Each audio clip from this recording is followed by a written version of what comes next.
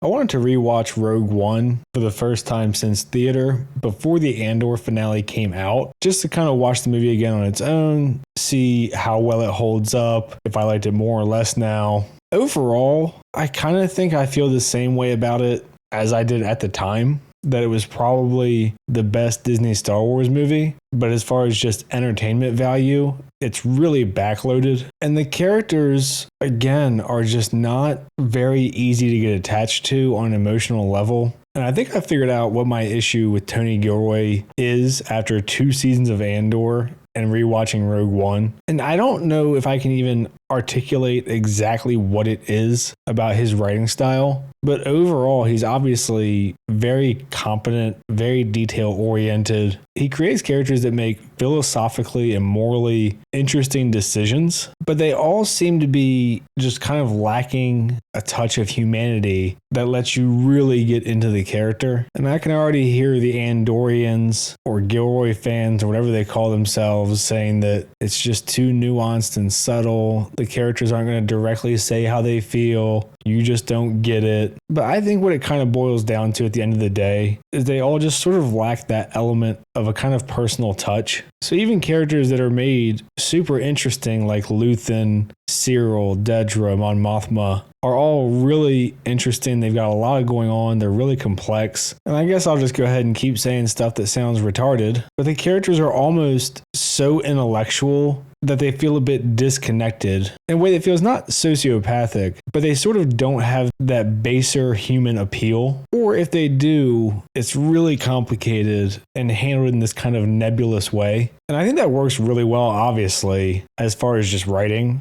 as well as for certain kinds of characters. And they're handled in almost this hyper-analytical, over-rationalized way. And it's a weird thing because it's kind of contradictory to say you want less competence. I'm not saying you want characters making dumb decisions, having emotional outbursts, saying what they're feeling at the camera like it's a musical. But for whatever reason, there just seems to be some kind of massive disconnect there between the fans and his writing style. One of the biggest complaints about Rogue One was that it's boring. Obviously, this is a huge issue for Andor. The viewership is in the toilet. And fair or not, you can kind of feel that if you rewatch Rogue One in the context of having just the movie. Does anyone remember anything about Jyn Erso other than that her dad created the Death Star and they tried to fix the plot hole in A New Hope? And it's funny, and I guess we'll see what people think after Andor finishes. But I actually thought Rogue One kind of makes Andor worse, in the movie at least, because now we've seen the years of his establishment. Obviously, he's Captain Andor. And in this movie, he's just kind of sidelined on behalf of Jyn. For people who don't remember, Jyn's mad at her dad because he got her mom killed. He's obviously working for the Empire.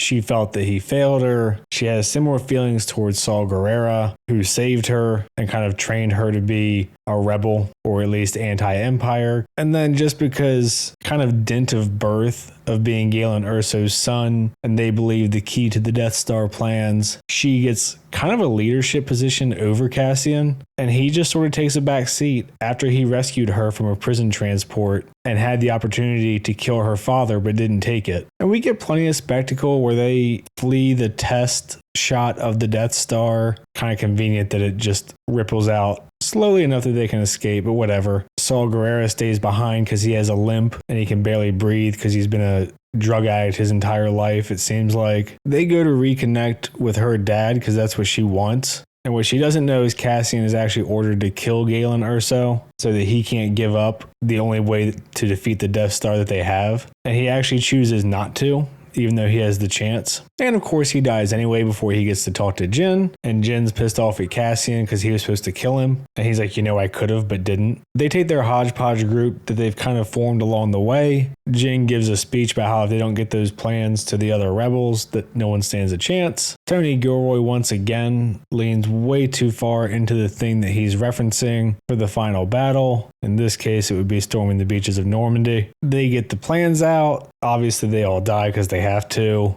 Darth Vader fucks shit up, and we get led into A New Hope. And it's crazy because talking about the movie, there's plenty of action, there's interesting moral choices. You get probably everyone's favorite use of Darth Vader in Disney, I would guess. And for the people that say that they like it, I'd guess for about 99% of them, this scene is the primary reason. And it's just a really weird and kind of frustrating thing to his writing style, where the characters are interesting, but I don't care about them beyond that on any kind of emotional level. They're interesting in the way that a kind of historical factoid or some kind of scientific spectacle is interesting. And for me, the frustration is that if the characters had just a bit more of whatever that human element is that they're missing to make people get attached to them. The stories are highly competent. The world building, for the most part, is very competent. The visuals look great. He does a great job with setups and payoffs and having your sort of emotional moments and morally conflicted characters that both seem like they are right and have a good point and a pretty established worldview. And I know he leans too far into the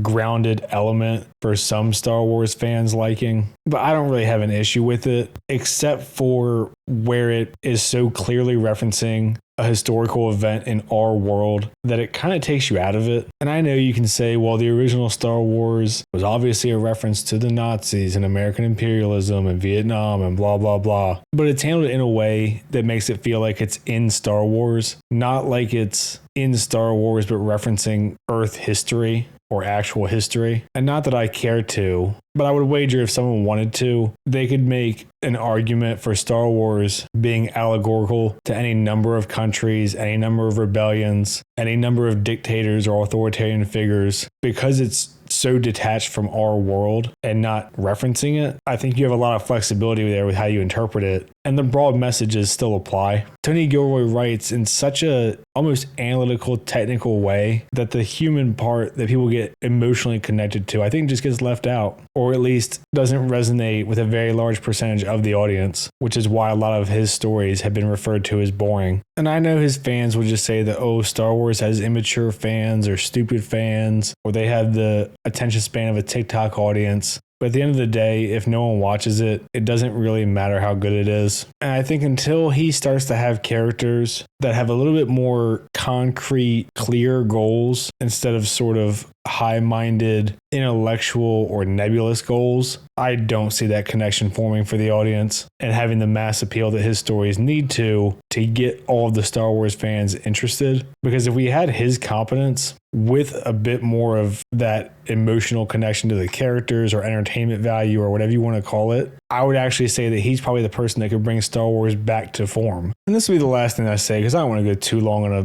10-year-old movie that I doubt 80% of people ever rewatched anyway. When I'm talking about the characters' goals being kind of high-minded or nebulous, it's sort of a thing where I think audiences just don't resonate with a kind of abstract or amorphous goal. I think part of it is sort of the subtlety that he operates with, where characters clearly have values and broad worldviews and beliefs, and they operate on those. But because they don't ever want to state what their goals are or specific goal is, you sort of end up with characters that at least feel like, whether or not it's accurate, that their end game or their broader goal is just, I want to do good things for the things that I believe in. And then throughout the story, they'll elaborate on very specific beliefs and things they're willing to do. And we see all these, but it kind of doesn't feel like there's necessarily an end target or end game. And I'll have to get more in this in my Andor video because this is about Rogue One. Anyway, I think having this broader worldview with all of these nuances and specifics is interesting, but it ends up leaving you with a sort of listless, wandering feeling, in the same way that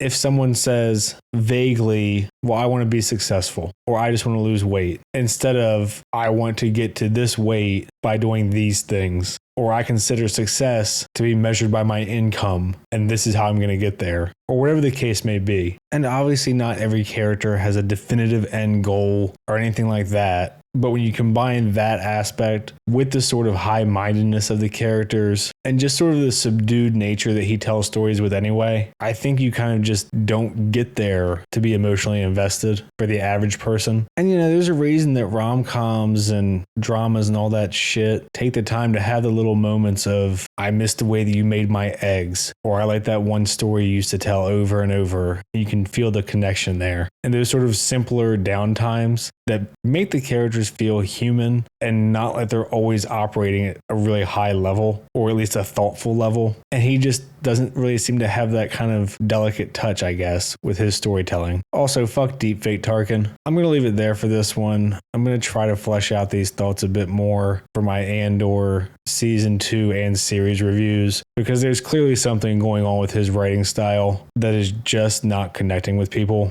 And for the Andor show, I think it has a lot to do with pacing. And for the Rogue One movie, there's actually quite a bit of action. Even though the pacing is a little bit slow to get into it, you usually have more wiggle room with a movie if it's pretty backloaded. And Rogue One doesn't seem to get away with it, even still. So I'm going to leave it there for this one. If you've watched Rogue One, I guess at all, but especially if you've rewatched it, let me know what you think. I try to respond in the comments that aren't just insults. Like and subscribe and all that shit. Thanks. See ya.